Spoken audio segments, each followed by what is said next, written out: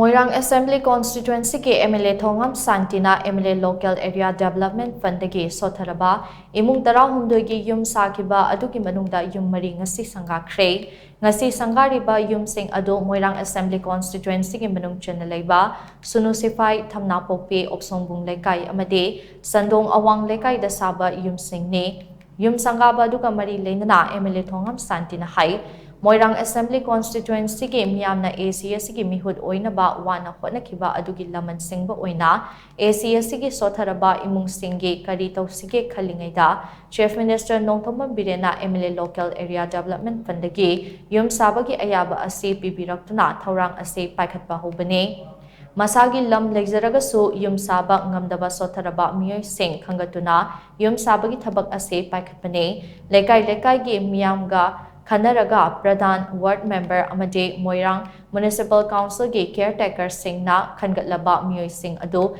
mahaki worker singna inspection chatlaba matungda yum sing ase saba hokibane ahanba phase ki oina yum sing ase lupa lakh ani changna sakibane masida politics ki akhuba meeting leite miyam ge apambagi matung inna thabak tawbane ani suba phase ki yum sabade yum amada lupa lakh ani makhai ge senfom kaithoklaga anoba mongda saragani hainaso MLA Thongam Shanti na makhatana phungdokhe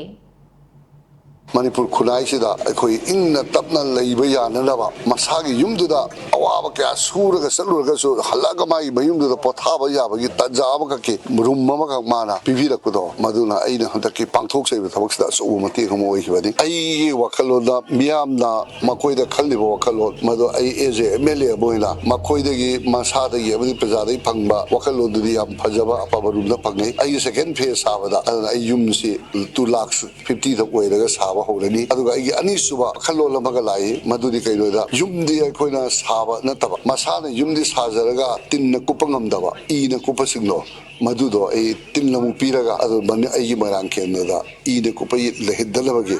Aduma Wakalon Maso, Madui Program Mamso, Ayatu from the Packet Paholani, Ayamaran Canada, Pajamiam, the Manipur Pajamiam, Ayimaki Kangas.